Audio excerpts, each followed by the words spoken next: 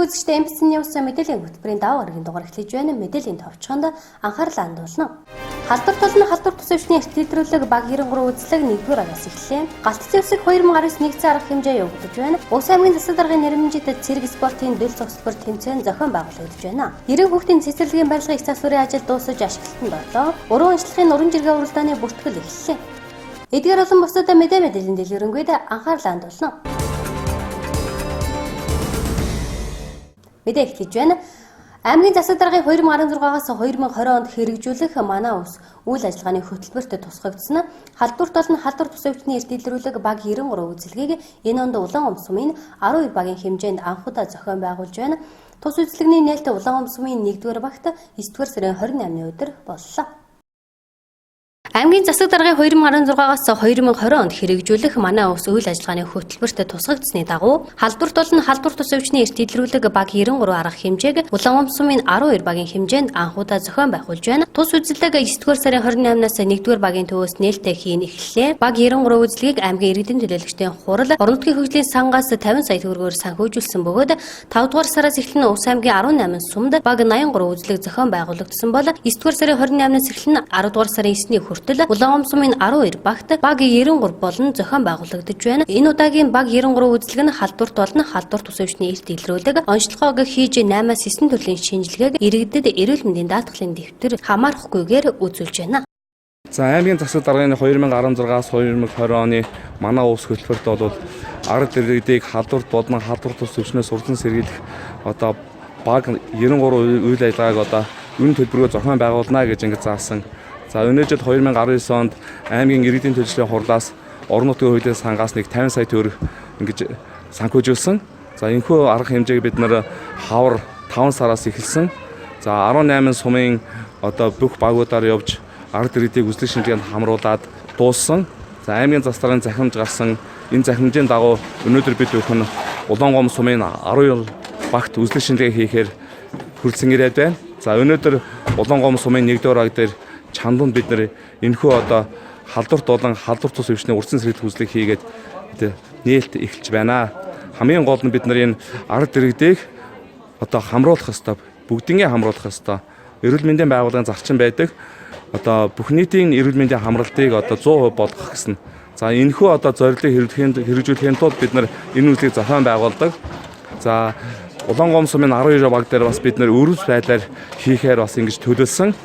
За эхний ээлжинд бид нар 12 багийн засаг дарга төрийн байгууллагууд, нийгмийн ажлууд бол нөлөөлөл уулзалт хийсэн.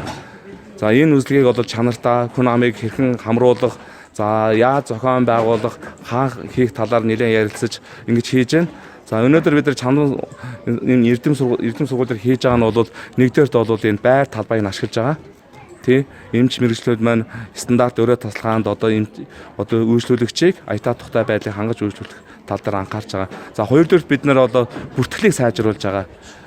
Манай иргэд эрэхтэй карта, амбулаторын картгүй ирдэг. Тэгэхээр бид нар эхлээд бүртгэлийн хийгээд үзлэгний картыг өгч байгаа. Энийг манай эрүүл мэндийн газар бэлдэж өгч байгаа. За ингээд бүртгэлд аваад үзлэгний хуудсыг авсны дараа цаашаа халдвар болон халдвар тус өвчний эртүүлэлтэнд орж байгаа. За ингээд биеийн жингийн нийт төсөж байгаа, лабораторийн шинжилгээнд хамрагч байгаа. Энэ ирж байгаа бүх хүн орно. За энэ үзлэг шинжилгээнд гарсны дараа бүгд цэжний гэрлийн шинжилгээнд, эрдэнэтийн шинжилгээнд бүгд орно. За ингээд энэ үзлэг шинжилгээний дараа манай нарийн мэргэжлийн эмчтэр очиж ингэж үзлэг шинжилгээ хийнэ. Энэ нь бол зорилт бүлгийн хүмүүс өөрсдийнхөө эмчтэр очиж үзлэг шинжилгээ хийлгэнэ гэсэн үг. Ингээд нийт улаангомчуудаа энэхүү 12 өдөр баг дээр очоод үзлэг шинжилгээнд бүгдээрээ хамрагдаарай гэж хүсэн хүлээж байна. Бид нар заавалч даатгалгүй хамаагүй бүх хүмүүсийг ингэж үзэх болно. Баг 93 үзлэгийг аймгийн эрүүл мэндийн газар нэгдсэн эмнэлэг, Улаангом сумын засаг даргын тамгын газрын өрхийн эрүүл мэндийн төв, сургуулийн цэцэрлэгийн эмч нийгмийн ажилтнтай хамтран Улаангом сумын 12 багт 9-р сарын 28-наас эхлэн 10-р сарын 9 хүртэл өглөө 8-аас орой 20 цаг хүртэл баг тус бүрт зохион байгуулж байгаа тул багийн иргэд идэвхтэй хамрагдах шаардлагатай юм.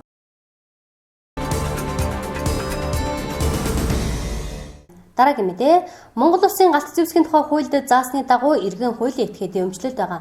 Галт зэвсэгтэй адилтгах хэрэгслийн тооллого улс орон даяар явагдаж байна. 2 сарын хугацаатай үргэлжлэх нэгдсэн арга хэмжээнд галт зэвсэг эзэмшигч иргэд хуулийн этгээдийг галт зэвсгийн тооллогондоо идэвхтэй хамрагдахыг аймгийн цагдаагийн газраас уриаллаа. Иргэн хуулийн этгээдийн өмчлөлт байгаа галт зэвсгийн тооллогыг 2019 оны 9-р сарын 20-ны өдрөөс эхлэн 11-р сарын 20-ны өдрийн хүртэлх хугацаанд галт зэвсгийг бүртгэх хэрэгжилгээжүүлэх ажлыг улсын хэмжээнд зохион байгуулж байна.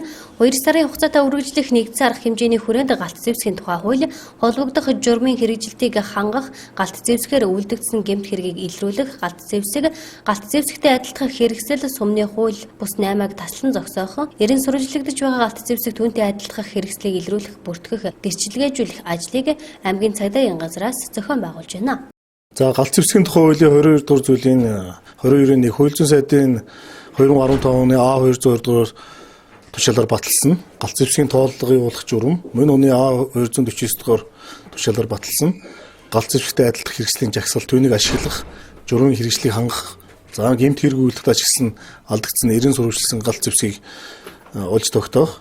За мөн галт зэвсгийн нэгдсэн бүртгэлийг шинжилж, бүртгүүлгүй нөгөөдөл галт зэвсгийг илрүүлэх, галт зэвсэг сумны хууль бус 8-аг таслан зогсоох, галт зэвсгээр үйлдэлсэн гэмт хэргийг илрүүлэх зорилгоор улсын хэмжээнд 2019 оны 9 сарын 20-ноос 11 сарын 20-ны хооронд зэвсэг 2019 нэгдсэн арга хэмжээ зохион явуулж байна. За энэ арга хэмжээний хүрээнд Увс аймагт оршин суугаа галт зэвсгийг эзэмшдэг иргэд маань хариа байгуулахаа хэсгийн төлөөлөгч, хэсгийн байцаагч ирж галт зэвсгээ яралтай бүртгүүлнэ.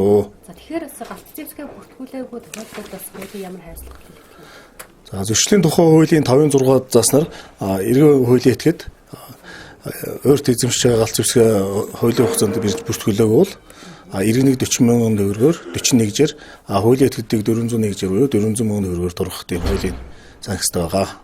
Иймдээ иргэд олон нийтийн галт зэвсгийн тооллогод идэвхтэй хамрагдаж эзэмшил өмчлөлт байгаа галт зэвсэгтэй адилтгах хэрэгслээ харьяа нутаг дэвсгэр хариуцсан цагдаагийн байгууллагад заасан хугацаанд бүртгүүлж хуулиар олгогдсон үүргээ биелүүлэхийг аймгийн цагдаагийн газраас уриаллаа. Өмнөх 3 жилийн тооллогын дүнг Монгол Улсын хэмжээнд авч үзвэл 2016 онд нийт галт зэвсэг эзэмшигчдийн 70.6%, 2017 онд 78.1%, 2018 онд 94.7%-тай дүгнэгдэж жилээс жилд өссөн үзүүлэлттэй байгаа нь иргэний үүрэг оролцож гэдгийг харуулж байгаа юм. Хэрв заагдсан хугацаанд галт зэвсгээ бүртгэлд хамруулаагүй тохиолдолд Монгол Улсын зөрчлийн тухай хуулийн 5-ын 6 дугаар зүйлийн 5-ын 6-гийн 5 дахь хэсэгт зааснаар иргэнийг 41-т тэнцэх хуулийн этгээдийг 401-т тэнцэх хэмжээний төгрөгөөр торгох хуулийн хариуцлага хүлээл гэх юм байна. Иймд иргэд галт зэвсгийн тооллогодоо идэвхтэй хамрагдахыг аймгийн цагдаагийн газраас уриаллаа. Дараагийн мэдээ аймгийн засаг даргын нэрэмжит цэрэг спортын дөл цогцлбор тэмцээн 3 дахь жилдээ амжилттай зохион байгуулагдаж байна. Тус тэмцээнд аймгийн төвийн ерөнхий боловсролын 6 сургуулийн 70 гаруй сурагчид авахаалсан байгаа суурь өрсөлдөж байна. Аймгийн засаг даргын нэрэмжит цэрэг спортын дөл цогцлбор тэмцээнд 3 дахь жилдээ улаан сумын ерөнхий боловсролын сургуулийн ахлагын сурагчдын дунд зохион байгуулагдаж байна. Тус тэмцээнийг өсвөр үеийнхэнд цэрэг их оронч хүмүүжил олгох, их орноор бахархах үзлийг төлөвшүүлэх, тэдэнд бие бэлтэр, сэтгэл зүйн бэлтгэл, төсвөр хатуужил олгох, ирээдүйн мэрэгчлээ зөв сонгоход нь дэмжлэг үзүүлж, зэвсэг түвшний залгамж халааг бэлтгэх зорилгоор жил бүр зохион байгуулдаг.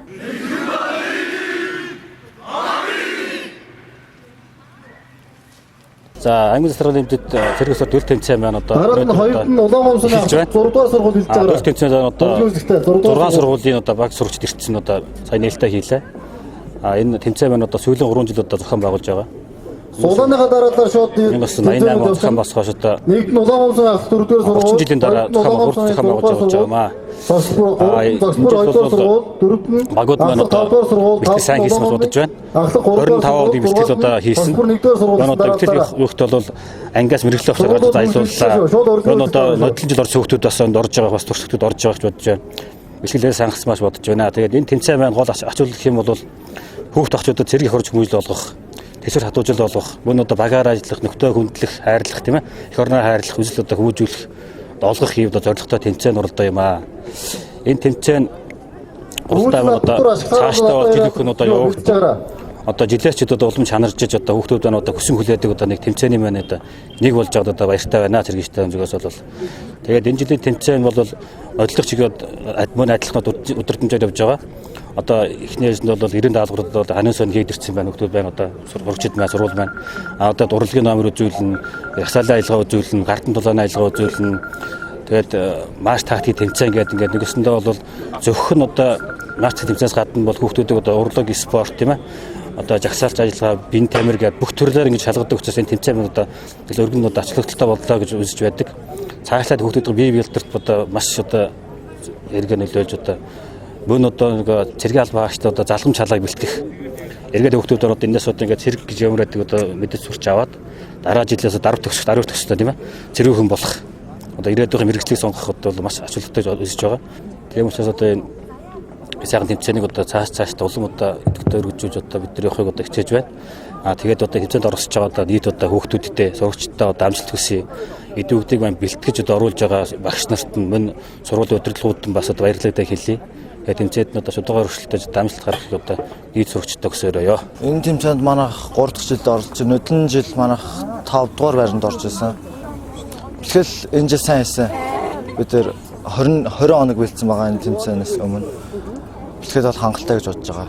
Тэмцээнд нийт 13 хүүхэд оролцож байгаа.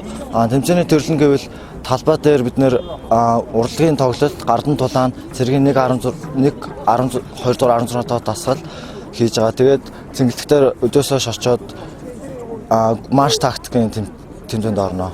За ингээ маань сургууль ингээд 3 жилд оролцож байгаа. Ингээд жил ингээд байрны агсаар явж байгаа. Тэгээд энэ жил бэлтгэл их гайгүй хангацсан. Тийм учраас энэ жил гайгүй оролцсон гэж бодож байгаа.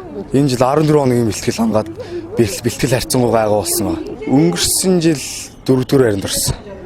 Тэгээд энэ жил байраа их болох гээл бэлтгэлээ шаргууй гээл орж байгаа. 13 хүүхэд нийт 13 хүүхэд оролцож байгаа.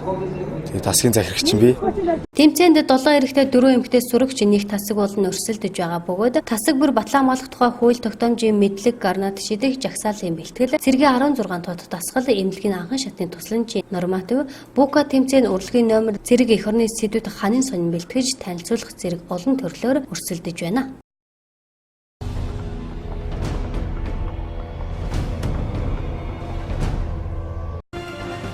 Цагуургийн байгууллагаас ирүүлсэн мэдээлэлээр 9-р сарын 30-нд 10-р сарын 1-нд баруун болон Төв аймгийн нутгаар, 2-нд эхний нутгаар бороо уулархаг нутгаар цас орж салхи 16-аас 18 м/сек хүртэл ширүүсж, цасан болон шороо шургшурж эрс хүйтрэх төлөвтэй байна. Иймд цаг агарын мэдээллийг цаг тухай бүр сонссон мэргэжлийн байгууллагаас өгч буй сэрэмжлүүлэг анхааруулгыг дагах, иргэд малчид болцшгүй эрсдлээс урьдчилан сэргийлж салхи шуурганд тойрох малтагаа өрөөдөх эрсдлээс урьдчилан сэргийлж малаа ойрын бэлчээрт хариулах бага насны хүүхдийг малд явуулахгүй байх.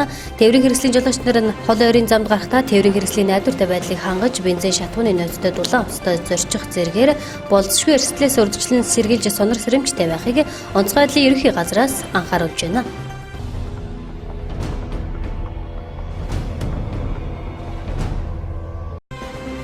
Олон улсын орчуулагчдын өдөр өнөөдөр тохиож байна. Жил бүрийн энэ өдрийг олон улсын орчуулагчдын холбооноос амнуулан бичгийн орчуулгын баяр болгон тэмдэглэн өнгөрүүлдэг. Анх олон улсын орчуулагчдын холбоо 1953 онд Парис хотноо Пером Францын хэд байгуулагдаж өнөөдөр дэлхийн 100 гаруй үндэстний холбоог эгнээнд нэгтгэж байна. Орчуулагчдын өдрийг улс орнуудын орчуулагчдын холбоог бэхжүүлэх, орчуулагчдын хоорондоо мэдээлэл туршлага солилцох улам бүр даяаршиж байгаа өнөөгийн ертөнцид орчуулагчдын гүйцэтгэх үүрэг улам бүр нэмэгдэж байгааг олон нийтэд ойлгуулан сурталчлах зорилгоор тэмдэглэн өнгөрүүлдэг. Улам бүр даяаршиж буй өнөөгийн ертөнцид орчуулагчдын мэргэжлийн ажил олон нийтийг холбох гүүр болж байна. Соёл иргэншлийн хөгжилд орчуулагчдын оруулсан мэргэжлийн хөтөлбөр гавьяа асар их байсаар ирсэн. Орцын их яруу найрагч Александр Пушкин тэднийг дэвжлийн шуудангийн түүчээ хэмээн тодорхойлсон байдаг. Орчуулагчгүйгээр ард түмэн хэлийг нь мэддэггүй бусад улсын соёл урлаг, уран зохиол, кино, театр, шинжлэх ухааны бүтээлтэй танилцж чадахгүй байх байсан юм а.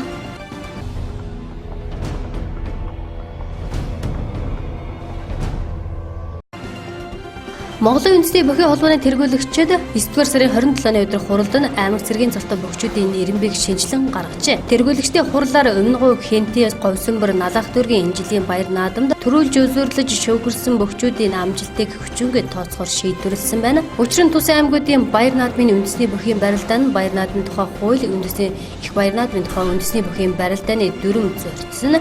Аймаг цэргийн цолтой бөхчүүдийн нэрмбийг баримтлаж бүхий барилдааныг зохион байгуулаагүй гэж үзсэн байна.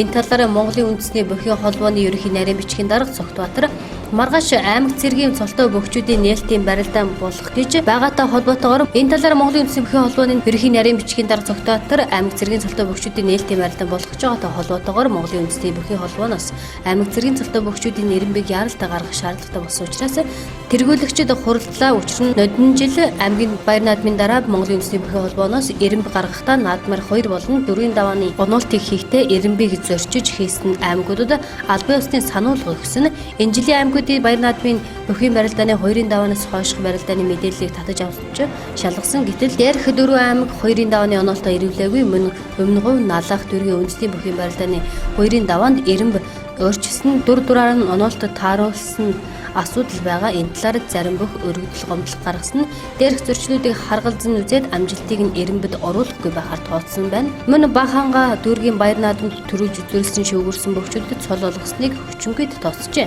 Учир нь Баханга дүүрэг Улаанбаатар хотын дагуулхад тиймээс Налах, Багнуур хотууд шиг бие даасан хот болох шийдвэр гараагүй тул тус дүүргийн баяр наадмаар аймгийн цол болгох боломжгүй гэж үзсэн байна.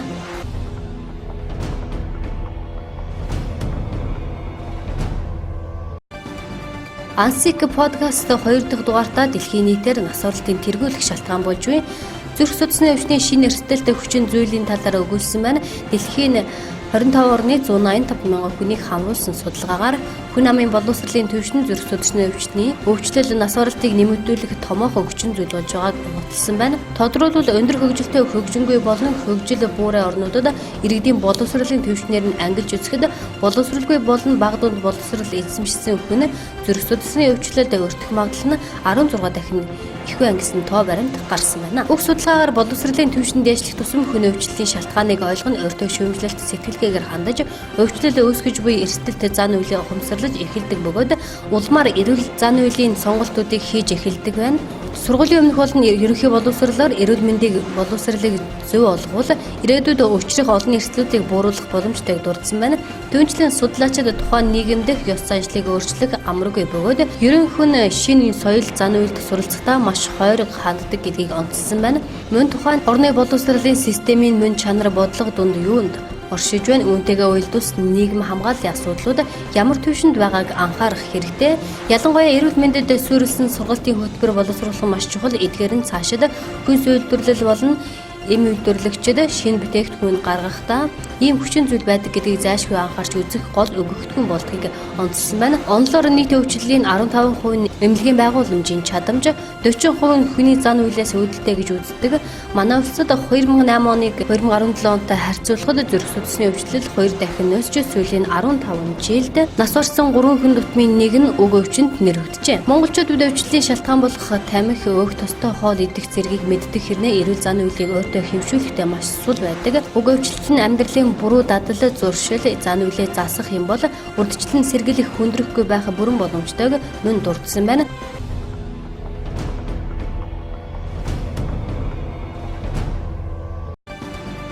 Монгол Улсын засгийн газрын 2018 оны 12 дугаар сарын 12-ны өдрийн хуралдаанаар онцгой байдлын байгууллагын албан хаагчид мэргэжлийн зэргийн нэмэгдэл олгох журам батлагдсан. Журамд албан хаагчдаас жилбэр ерөнхий мэдлэг бие бэлтрийн бэлтгэгжилтийн төвшин сэтгэл зүй тусгай бэлтгэлийн шалгалт авч зэрэг олгож байхаар тусгасан юм. Тэгвэл аврагчдад мэргэжлийн зэрэг олгох шалгалт ирэх 10 дугаар сарын 27-нд явагдах юм байна. Тиймээс төв орон нутгийн онцгой байдлын газар хэлтэс анги байгууллагууд тус шалгалтанд орох албан хаагчдын мэдээллийг 10 дугаар сарын 4-ний дотор онцгой байдлын ерөнхий газрын захиргааны удирдлагын газар сургалтын хэлтэст албан бичгийн дагуу ирүүлэх шаардлагатай юм байна.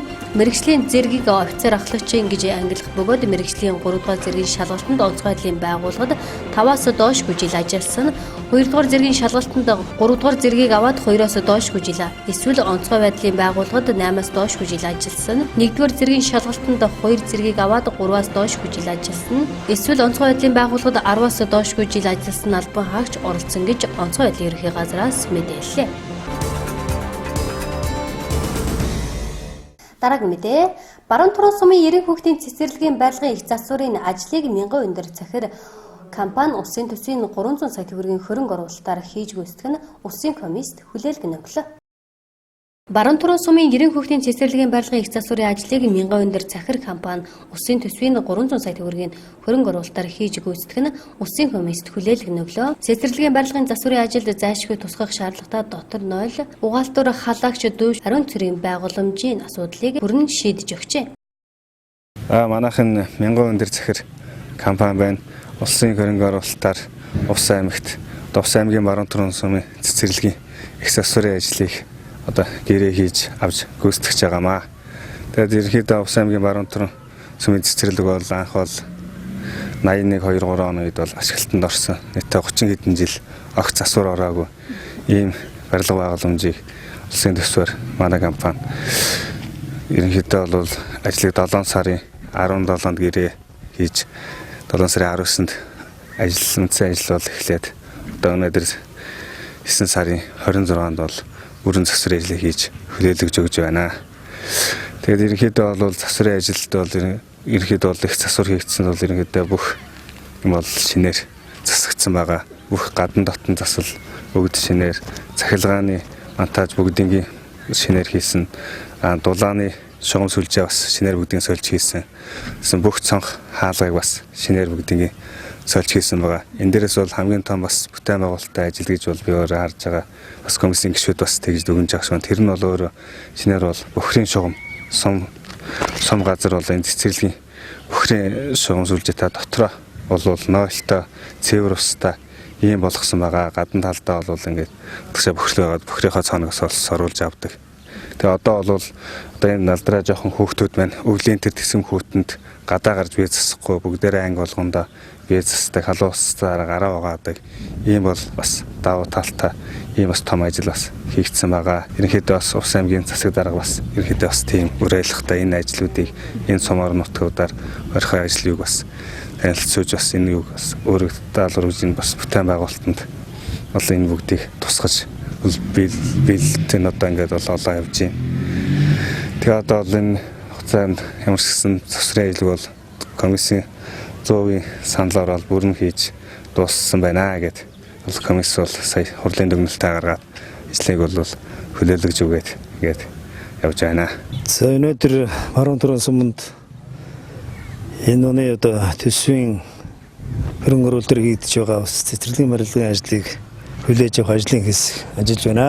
Өнөөдрийн засвар хийснээр бас ашиглагдахгүй байсан 10 гаруй жижиг өрөөнүүдийг бол одоо засварч төгсүүлээд бас хүүхдийн орон тоо нэмэх бололцоо бол өрдсөн. Энэ дээр нь бас энэ хүүхдүүдийг цэцэрлэг дотор айтвахта суралцахын боломжийг олгосон байгаа. Энэ ягаад гэвэл дотор одоо бүх ариун цэвэр нойлын орой бол дотроо олсон. Авуучин бол манай хүүхдүүд эндээс гараад бараг 200-300 м яваад өвлийн хүйтэнд нойлд ордог юм байсан. Энэ байдал бол одоо өөрчлөгдсөн ийм давуу талтай юм байна. Бохрийн байгууламж бол одоо соруулдаг юм байгууламжтай тавигдсан. Цаашдаа бол өдөрт энэ тоон ус хэрэглэж байгаа. Сард 30 тонн гэсэн үг. Тэгэхээр энэ тавигдсан байгууллагын багт хэмжээ нь бол дээрээс 30 тонны л багт хэмжээтэй. Тийм учраас одоо энэ ус суруулдаг машины асуудлууд бас чухлаар тавигдж байгаа. Цэцэрлэгийн байр засварт ороод гоё болсон байна. Дотроо бие засдаг. Дотор талын бүх ариун цэврийн хүүхдийн тоглог амрах, сурах, боловсрох бүх юм ийм тоглог сайхан болсон гоё байна. Би тэгж л бодож байна. Одоо гадаа мада бие засдаг байхад чинь өвлийн цагт хэцүү штэ. Их хүндрэлтэй байсан. Одоо муусан хүүхдүүд дотор орж дотроо бие засаад дотроо ингээд усан цаасанд ороод их гоё болсон. Цэцэрлэгийн юм тоглог болсон. Боловсролын юм ихэр юу их сайн хангагдаж байна л гэж бодож байна. Би 1994-ээс 97 онд 98 онд энэ цэцэрлэгт явж байсан.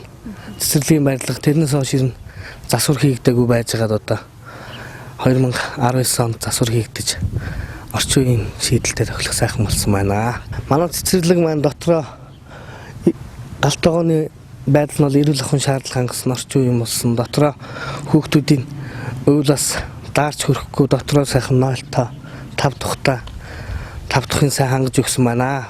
Сэтгэл маш өндөр байна. Баруун Туран сумын цэцэрлэг нь 1985 онд 90 хүүхэд хүлээн авах хүчин чадалтайгаар байгуулагдсан бөгөөд одоогийн байдлаар 5 бүлэгт 170 хүүхэд хамруулан үйл ажиллагаагаа явуулж байна.